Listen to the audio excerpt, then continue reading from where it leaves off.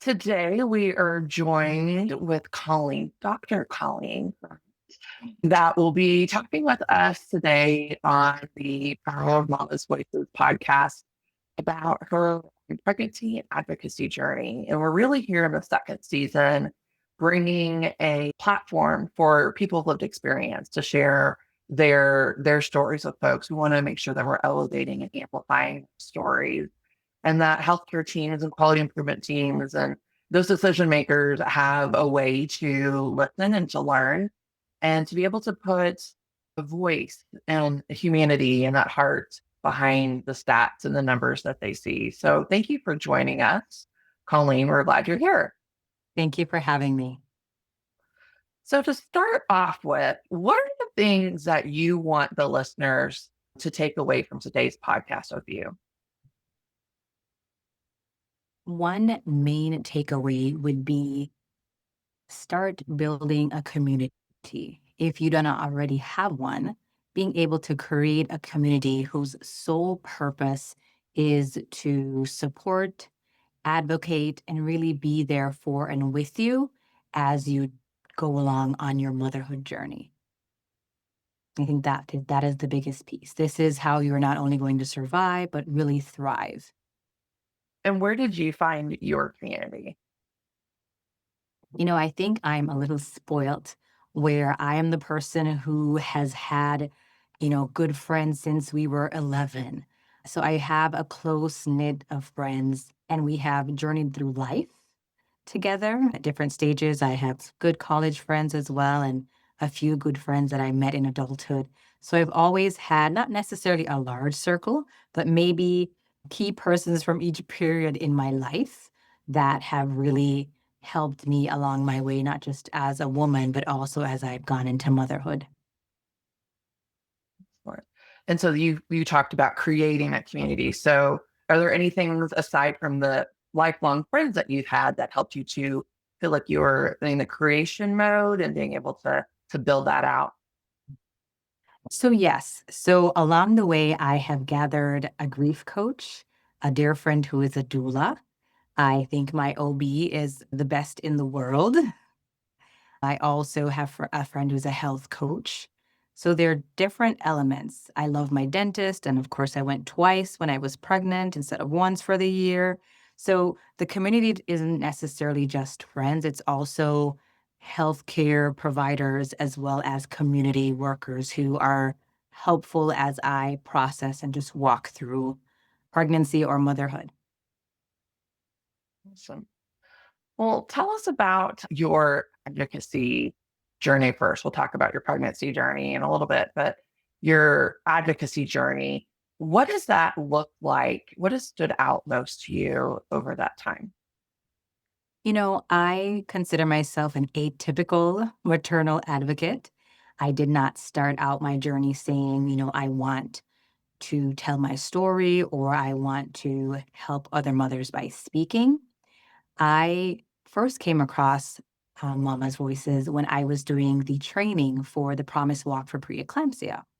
So, a little back end, I work as a physical therapist in a hospital, and I actually treat birthing persons who are admitted before birth or immediately after birth, and we provide them any care they may need if they're in for pregnancy related complications or any delivery complications, especially after a C section.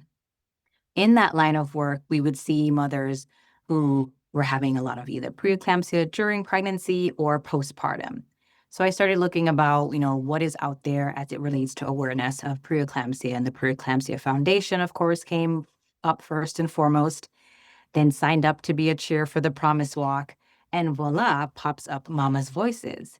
And I thought, this is fabulous. Where has this been all my life or all my motherhood life? So I jump on board with that. And I was able to complete my training a week before I'm in Nebraska, and each state has a perinatal quality improvement collaborative. So I finished my training 1 week before they were holding their annual conference. And Becca Biscoff was coming to town. I think she was the then program manager. So I get to meet Becca, and also there was Tamika Isaacs and Lucy Hamilton. And they're veteran patient family partners. And it was just a surreal experience to hear them all share their story. And it really solidified for me, okay, this is where I need to be. And this is how I also need to use my voice. So since then, been able to host a walk, the first ever in the state of Nebraska, have been able to work with NPIC, the Nebraska Perinatal Quality Improvement Collaborative. NPIC is much easier. Been able to work with them on several webinars and even collaborated with a group over in Ghana that focuses on preeclampsia as well. So lots of opportunities have opened up for me to share my story and be able to see how that can help other mothers. And you had a unique opportunity because not everybody gets to see like firsthand PFPs being put into action like that quickly. So it sounds like it was something like really transformational to seeing like what the opportunity is and how it can make such a broader impact. Correct, correct. That's I wish I could bring more people along to me to those kind of things to see, especially if they're new, to be able to see that. So, you've had preeclampsia and that piece of it. So advocacy journeys and pregnancy journeys don't always align. So what are some things that you're willing to share, up to you, that might have been warning signs through your pregnancy that something was going wrong? So I've had preeclampsia more than once. I'm just special like that. However, the first time around, I was my first pregnancy and I ended up having preeclampsia postpartum. Didn't know it was a thing at the time. But in the first and second trimester of that pregnancy with our daughter Mariah, there were a lot of warning signs. Because I had severe hyperemesis gravida, I was all day sick, all day, all night. I would get up and be nauseous, and I would walk down the stairs and be nauseous. I would be in the car driving and be nauseous. And obviously, I was losing weight, and I didn't start out with much weight to lose to begin with. And I was having a lot of abdominal cramping on top of that. We didn't know at the time, but I also had endometriosis. So I just had all these problematic menstrual cycles. So I came into a pregnancy with a history of menstrual issues, with multiple uterine fibroids in different portions of my uterus in varying sizes. And I was having this pain and having this not just first trimester, but into second trimester, all day hyperemesis. So those were the biggest warning signs that were there, that were screaming, red flag, red flags.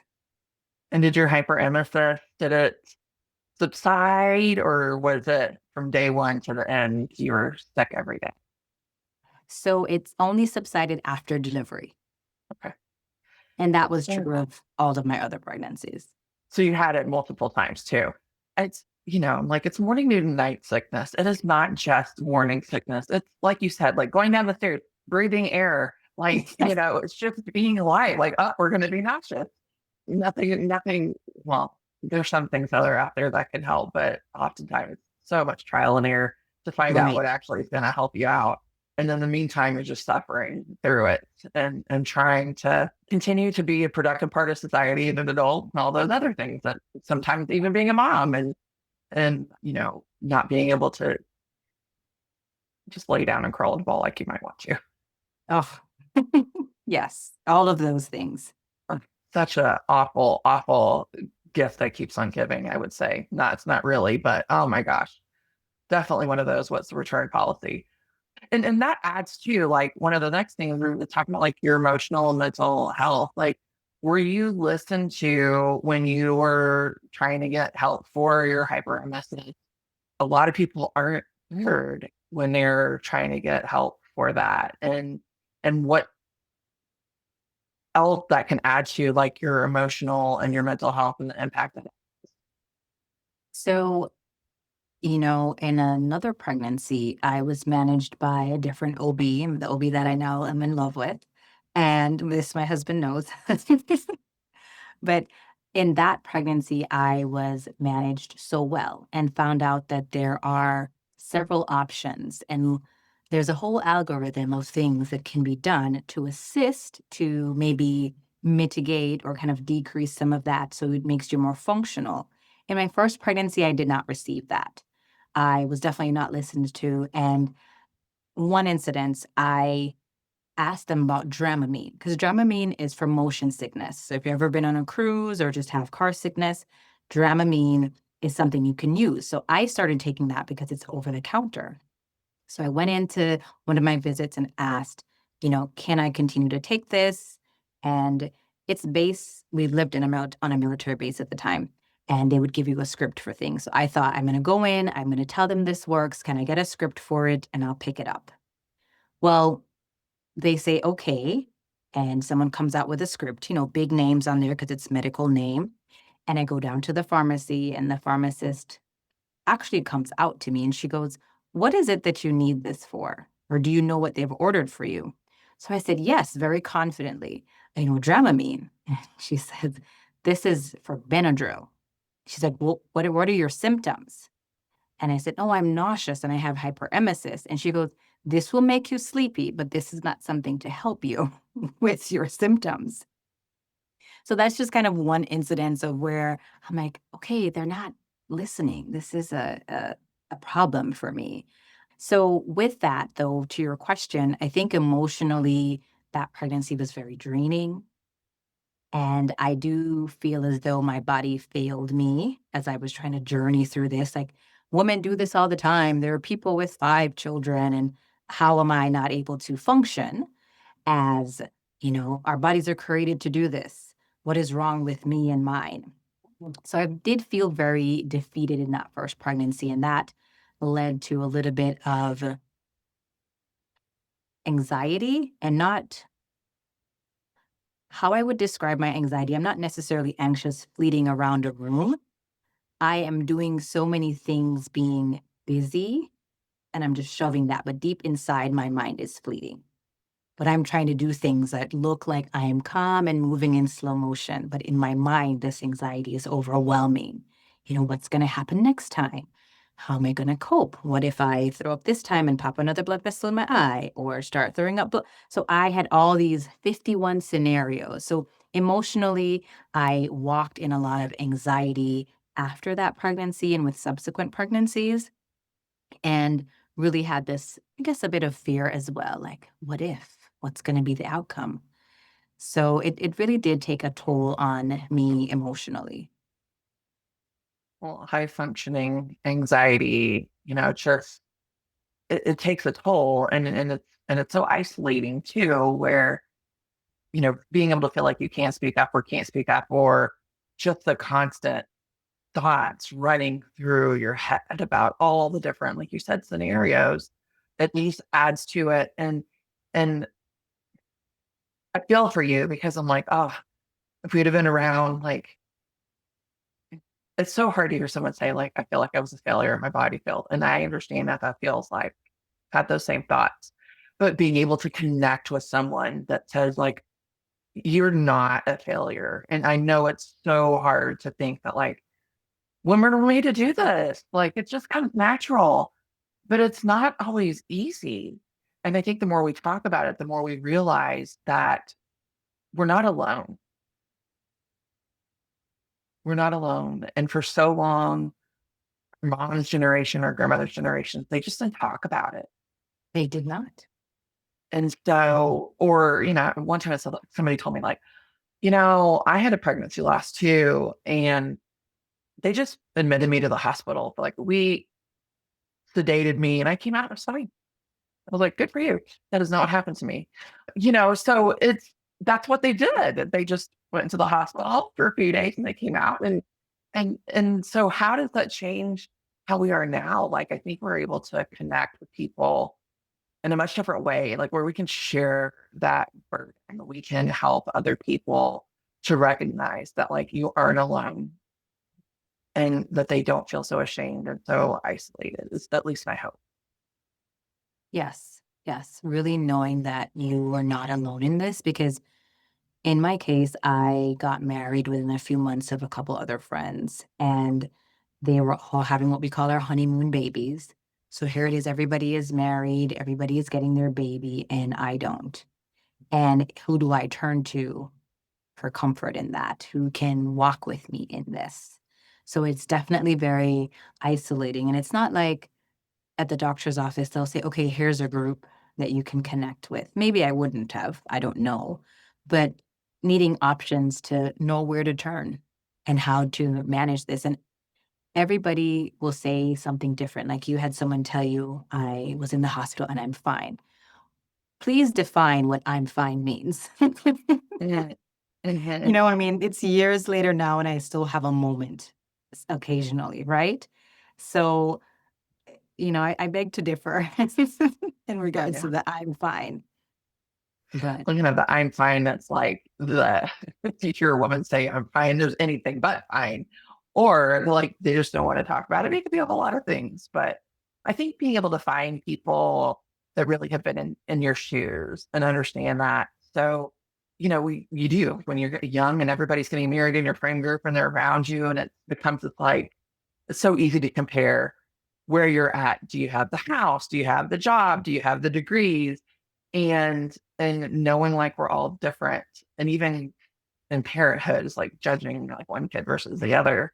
It's so hard. And to really look at the healthcare systems now and think of how we can like recognize the patients are human beings, the healthcare team are human beings, and help each other out in that way instead of it being like a competition. Like, how are we working together to make things better for the next person? How can we support those people that are going through it right now and learn from history and learn from the past and make some changes? definitely bringing back that compassion Mhm. back into caring, especially as providers. Bring that compassion back.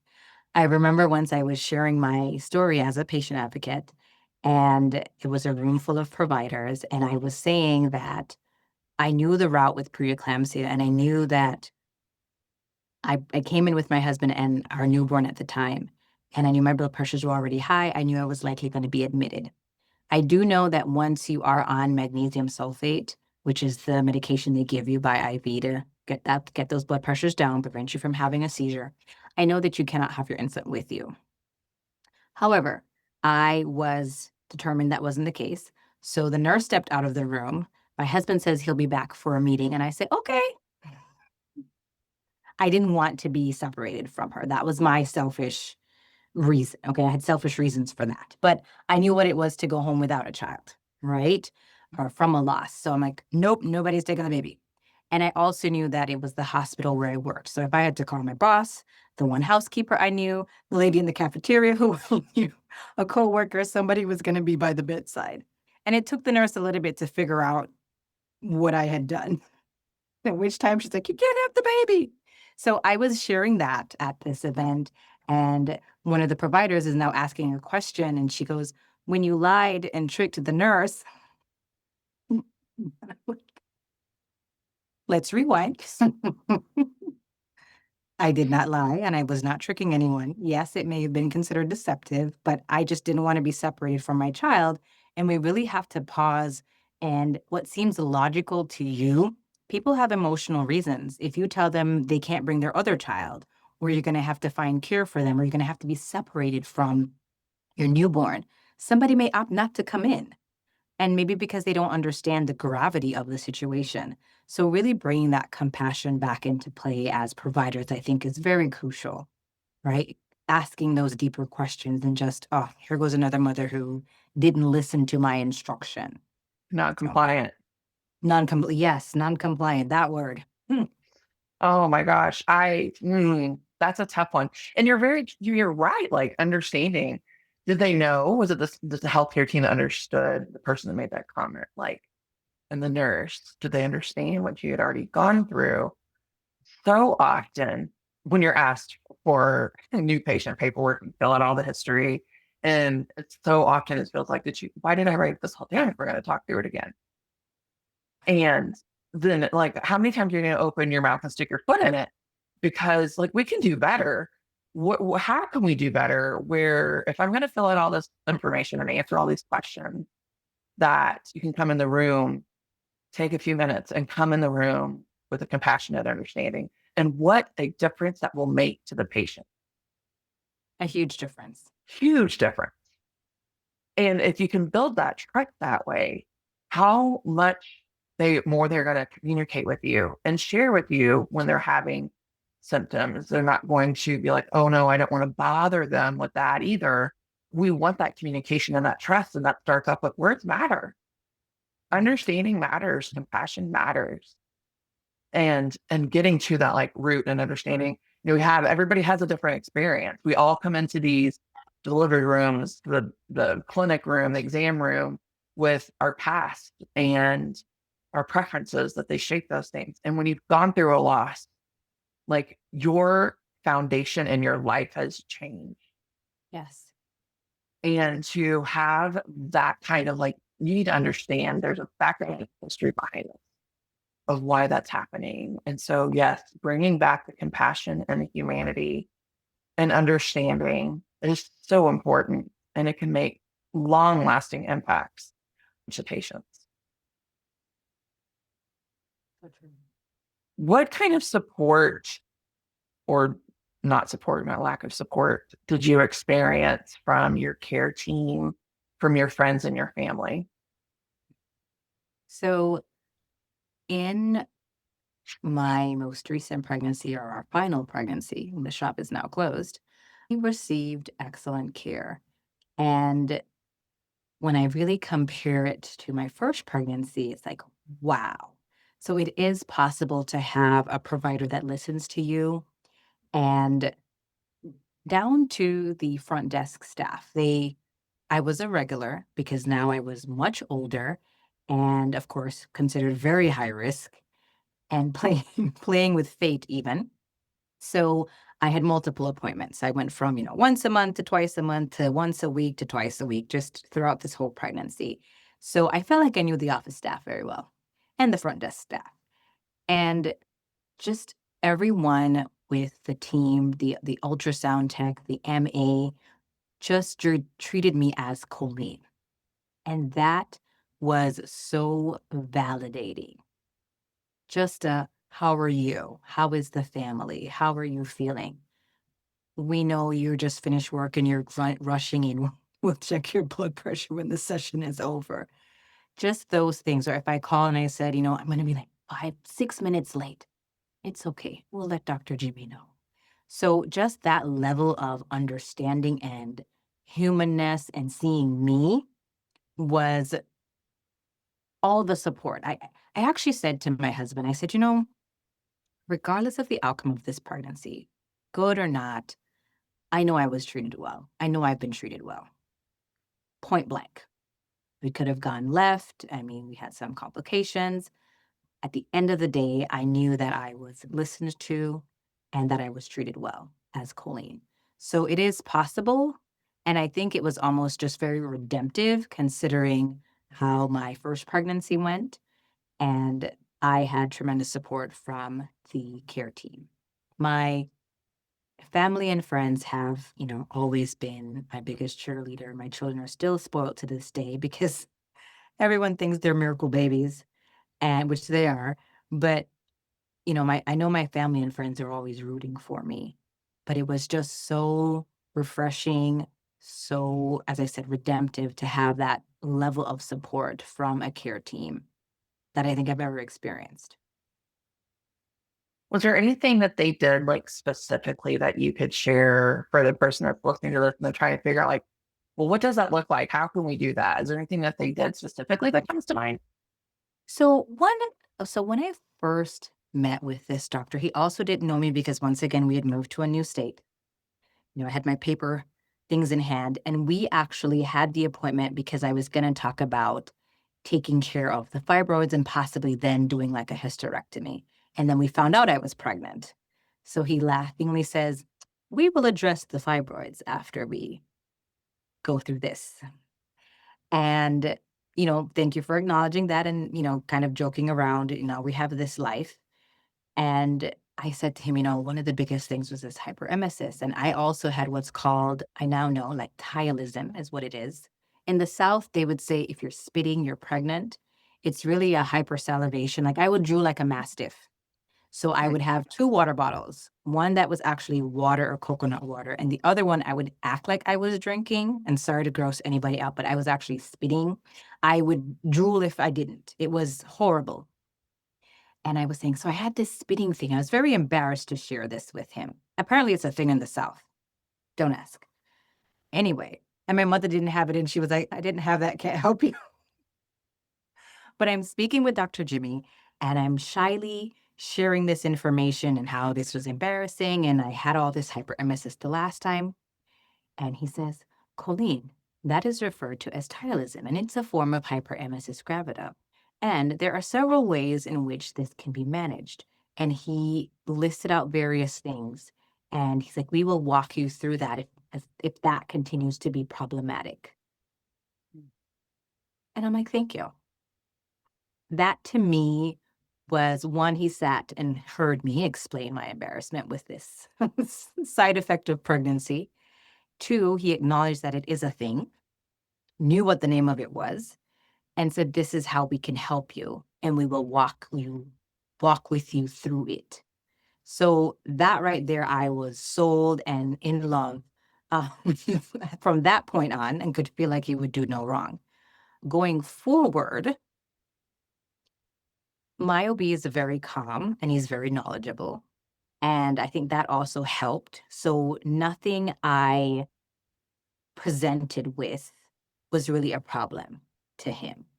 So we would talk about the location of the placenta to the fibroids. We would talk about how fibroids affect pregnancy in terms of fighting for blood supply and nutrition, or them outgrowing their blood supply and degenerating. So it was this whole education piece that was given to me that I was able to walk away with from an appointment and go home and sit on. And if I had any questions, they were an epic chat away, a messaging away, a doctor's message away. So for me, that was what really drove home the genuine compassion and care that I got from the team, because they were explaining things, they were answering my questions, and it didn't matter how silly the question. I could have gone in and said, my left earlobe itches at 2 o'clock in the morning. And I'm sure he probably would have had some evidence-based article to tell me. But, I had that level, I had developed that level of comfort with them, knowing that there was no stupid question and that he was going to answer every question. So that helped because I had a lot of, once again, this hidden high functioning anxiety as this undercurrent, but he was addressing these things and quelling these scenarios. So those are the things to look for. Those are things that build trust. Yes. I just think about that. Like, what is it that builds trust with providers that would make you? I went back to the same provider that I had my loss with, and some people are like, "Oh, I wouldn't have done that." I'm like, "But I trusted her. Why did I trust her? What was it that made me trust her and say, I will go back and do this again with her. We will go to battle together." And so, just She calls you Nicole, probably. I have her cell phone number. I can text her. Yes. Yes. My doctor always shook my hand. That's another thing. Every single time, he would always shake my hand every day, every time I saw him. That's a big thing because not every provider will do that or will do that ungloved. And he was not standoffish. He would sit. So we were now at eye level versus, standing and I'm sitting or on the table. So that's also something, a very open posture. I think if he ever had his hands crossed, it would be behind his back, not like a crossed, closed position. So those are also some nonverbal as well as tactile things that he did. Excellent. That's great. I know you went through, differences. You moved, you had pregnancy that was managed with military doctors and care, and being able to go from like the, I guess you would say, like worst case scenario, definitely the worst outcome, right? To being able to come back and having that redemption, that rainbow afterwards. How did you deal with, like, I found this with my rainbow pregnancy was like, it felt very surreal. afterwards. Were you connected like from through the whole pregnancy, or did you struggle with that? Like I had anxiety about all kinds of things. My biggest anxiety was on breastfeeding. Like go figure out all the stuff that was on breastfeeding.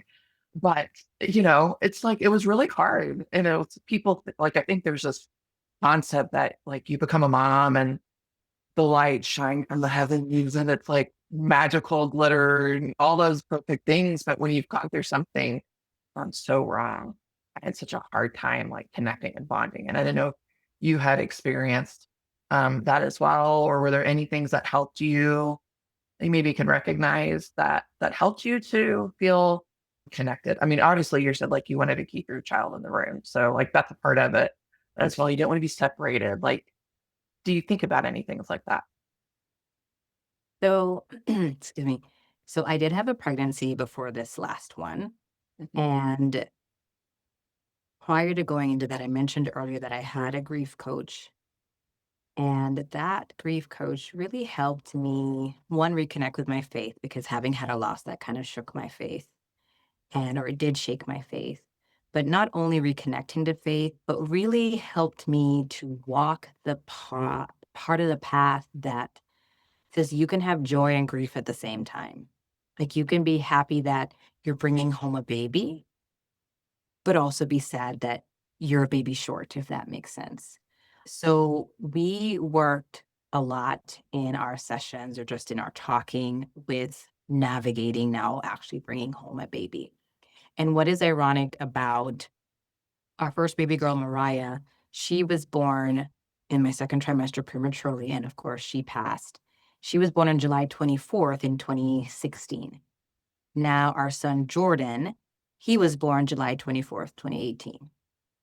So he was also premature and he decided to come on his sister's birthday in the same fashion, same labor and delivery, just the same manner of almost even to what the providers were saying, very surreal. And of course, now I have a baby in my arms that I go home with. And I grieved Mariah, but I was so happy, so overjoyed. Like a human is here that I can take home. And the providers they gave me wonderful care. My last pregnancy is excellent, 5 stars, right? But these providers gave me great care. And I thought that was great until I met Dr. Jimmy. But there was not a dry eye in the room because they actually read my chart and they realized that today's date was July 24th, is July 24th. And they were like looking back, and I saw one nurse in the computer, like, so your last okay. So yes, the doctor will be in shortly. So she caught herself because she realized like, okay, this is the same day 2 years ago that she had a loss. And I promise you, everyone in the room, including the OB, was crying. And at the time, as much as I was overjoyed, just the smell and the touch, and this baby is alive, there's that part of me that grieved and just missed Mariah. So I cried for them both. And I had to just kind of walk that path together of embracing Jordan and walking through Mariah.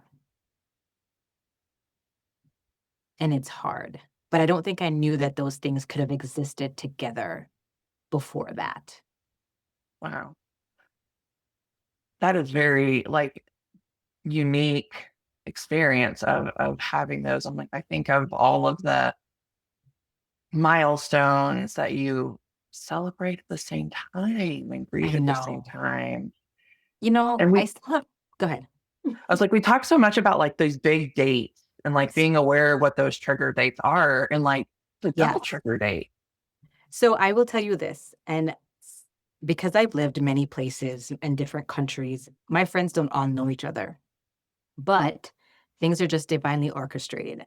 I will still get either flowers, a stuffed animal, a text message, a phone call acknowledging Mariah's, say, heavenly birthday, if you want to use that language. And then Jordan will get all his birthday things. So that's kind of what I mean by people always holding, my friends and family hold space with me, not just when it happened almost 10 years ago, but even to this day. So to have someone still say her name, Sometimes we will let go a balloon, or one of Jordan's balloons on his birthday, just kind of symbolic. But it has been this, as I said, this constant walk of being able to celebrate and also hold space for Mariah, which I don't know. I guess I don't know how else I would do it, just because I still want to honor her. And because of that experience, this is who I am today. As you said, it changes you forever. There's no undoing, there's no going back. Of course, I'm like, how many children do you have? Those questions come up, right? So it's always going to be a part of me. So to have them acknowledged on the same day it's special to me and something Hmm. that I don't know. I don't know what it would be like not having them on the same day, right? Hmm. So, and I'm grateful that people hold space for me and still acknowledge that to this day. I am so thankful that you have that because it is not everybody's experience. That it's like, oh, well, you have a child now, so you should get over it or move on or be okay with these big life events that that child that's missing isn't here to participate in. How important it is to say their name Yes. and to recognize that they made an impact and they Yes. have a legacy far past what was here on earth. Yes. I wouldn't be where I'm at. We wouldn't be talking today if neither one of us had suffered these losses. What's the Absolutely. likelihood that our paths would have crossed? Slim. Slim to none. Right. And as much as it hurts and I wish that he was here, I can also recognize that I would not be where I am and doing the work that I'm doing if the outcome had been different. That's true. What was your son, or did you choose to name your son? His name was Cooper. Cooper. I like it. I'm biased Yeah. to C names, of course. Yes. And that's it. They forever change us and the trajectory of our lives, Mhm. right? And I don't know if in other cultures, it is different. Maybe this is the Western culture where we just do not deal with death or loss well. We tend to put it to the side. I know there was this one thing you saw about elephants. When an elephant has a loss, the other elephants circle around her, uniting their trunks. And I'm like, in the animal kingdom, they offer great support. Come on, humans. But I just think maybe it's a little bit of Western culture where we just don't know how to navigate it. So we dismiss it or say, well, oh, you should be fine. You have a baby now. Or at least you don't have three. That, ma'am, please step aside. We have to really acknowledge that. And even this itself, having a birth plan not go the way you want is a loss. Walking away with a C-section when you wanted something vaginal is a loss. Having a limp, having a vaginal tear, having a FOPA, whatever it is, it just wasn't something that you were expecting, then that is a loss. And being able to really understand and walk with people how to deal with that and not just deal with it as in this is a moment thing. This is a journey thing. I think that's the biggest piece for me is like, I'm so grateful that the community did not just stop with that support, but that we're riding together, ride or die, whatever the saying is. We are in this for the duration. A lot. A lot. And it's so important to be able to handle that and keep that going. I love the analogy or the what elephants do. We're better than we like to think we're better than animals, right? We like to think we're better than animals, and sometimes we aren't, sometimes we aren't. For a long time, I've talked about what happens. Like some hospitals have now bereavement coordinators, and they actually have a plan when there's a loss, and how that's those same kind of concepts can be applied to someone that's having a severe maternal event. Like the two aren't that different. So like let's dig into that playbook and pull those things out and utilize them for other people with severe maternal events. What are there any things like that that like to you maybe crossed over loss to continuing to have pregnancies that weren't ideal? Okay, so just clarity. So what can hospitals do, or what do I see as a gap? Either way. So I still have Mariah's purple box, and I think it's cute. They took pictures. I have the little diaper. I have all these things. A big support, oddly enough, came through the funeral home. Mm. They had not only a service, not only the wave of light, they had resources that they were connected with in the community that they would share with us. And I wish that maybe hospitals and funeral homes, as well as community organizations, kind of work together to have a centralized link, even if it's just one site that I go to and I pick what I need from that. Because now, with my last pregnancy, I had the presence of mind when I was going through all this high functioning anxiety postpartum. I was looking at Postpartum Support International. I knew where to look also because of where I was working and the type of work I was now doing as opposed to with Mariah. So when you're in it, you don't have the capacity to look for those things, and you don't even know what to look for. And it's one thing to actually go and look for help, but then finding the right kind of help. So I had gone to some things that like a loss group, but it was more geared towards spouses or maybe empty nesters couldn't help me. So really having either an arrow, QR code, it needs to be something central, whether it's included in the box or not, or maybe at the next OB follow-up appointment. Because then I also feel like you get dropped from the healthcare team after you deliver, regardless of the outcome. Mhm. So there needs to be, I don't know who would be the gatekeeper of it, if it's a local group or the OB-GYN office, the funeral homes, somebody needs to be a gatekeeper to be able to provide this in a nice box or package.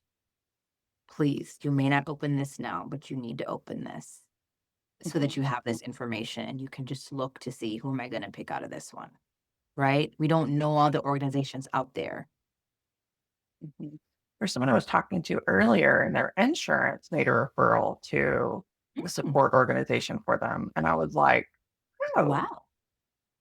that's really nice to hear. I'm going to call her back later and be like, so tell me who's your, and we're not going to put Yes. the insurance name on the podcast, but tell me Yes. about who your insurance is with, because they have the records, they have the coding.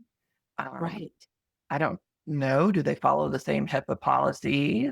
There's something that they were able to do to share and make that connection. And you aren't always thinking of those things. You're not in the right mindset. Finding the right ones, is it's a trial and error. Like you have to kind of go through some of them, and the first one might not be right for a lot of different reasons.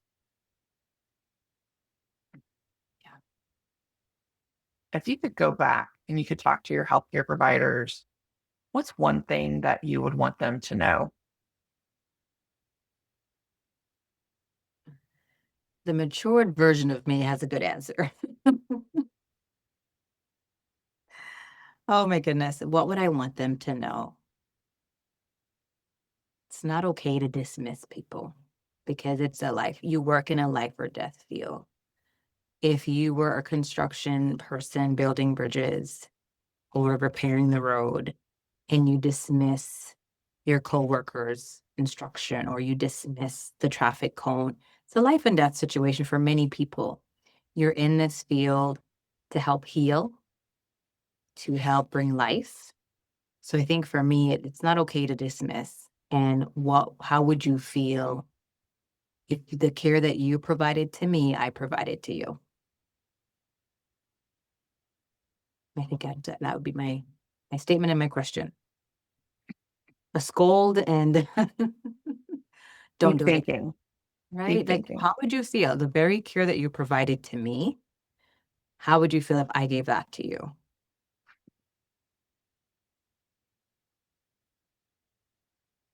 Because nobody was ever disrespectful. Nobody was ever, rude. It's just you say something and then like, okay. Like you're not going to do anything with it. It's just going to be left in the atmosphere. So, it's not a matter of professionalism or politeness. It's just a matter of actually listening and doing something with the information and addressing the patient's concerns. And if you went to the dentist, he wouldn't like if he ignored it if you said you had a cavity or some pain in a tooth. So, Mhm. would you be okay accepting the care that you give? We talk a lot about like the pregnancy foundation, like knowing the symptoms and trusting yourself. Like, how about know the symptoms and listen to the patients? Yes. Trust the patient, believe the patient, all of those things. Our Yes, gut's not wrong. Our gut's not wrong.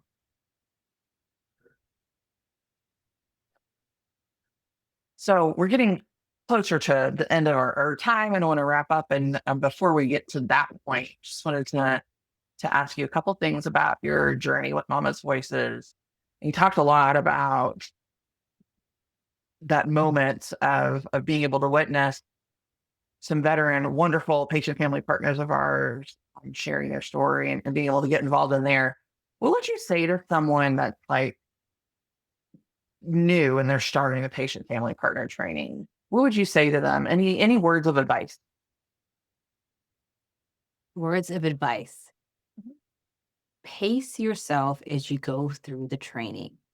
The training is invaluable. Did I say that right? Not sure I did. But I would say pace yourself. It is, for me, I found it to be healing because healing is, layered, multifaceted. And I thought, oh, I'm doing good. I'm how many years out and life has gone on, right? No, there were some things that I had to sit with and process. I'm like, wow, who made this training? So, yes, you think, okay, I'm on this way to advocate, but there's a portion of the training where you are really looking at your story and really addressing all aspects of it and looking at it from different angles and things get reviewed. And I would definitely say just really marinate on that training. It's not a microwave training, and this is crock pot marinate overnight, put in the smoker kind of training that will be healing and really allow you to thrive when you start to advocate. Because even when you are advocating and you're doing this good thing, providers, institutions, other people will say things that could potentially be a trigger for you. And you have to be able to answer from a healed place, hopefully from a healed place. So I would really say, really sit on this training and walk through it. The training is excellent. This is not air fryer, microwave kind of cooking. So, We see people that like slam through the training really quick, and then others that we've had people that don't finish it, and I'm okay with that because if they're not ready, this is not the place to go. This is not going to help you. If you're not healed on a healing journey, on that pathway, this is going to hurt you more than right. that. And so I'm okay with that when people are like, you know what, it was a lot. I need to pause. And I'm like, okay, we're here when you're ready to. If Yes. you're ready to, we'll be here. But there's not any pressure to like, you need to get through this in X amount of time. And we're judging you on this. We want to set people up for success. And so we really built this training on the idea that there are a lot of rooms that I walked into that no idea what was being said. What would have made that easier? So as I take like this work and I turn it into how can I make somebody's pregnancy better? It's also how can I make someone's advocacy better? Going into meetings where I would have my journal and one page would be all of the terms and acronyms they said that I didn't know. And then one page would be my notes. And that list just grew and grew and grew and grew. I was like, what are the things that we need to teach other advocates in this space so that they can walk in and feel like they can be confident, they can contribute, that they have a purpose for being here and they're making a difference. Right. And so part of that is the healing part. I'm so proud of the advocate readiness module that we have. I feel like it is so unique. And just watching it, every time I watched it when we were making it, just pride, like how much that hit home and just really is something that's really we're proud of that we have that included in there. Yes, I How second. thank you. How has telling your story through Mama's Voices changed how you see yourself?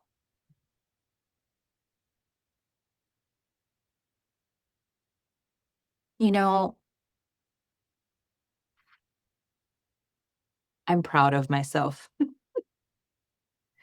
So in where I'm from, they have a saying that goes like this. It said, no walk until your business.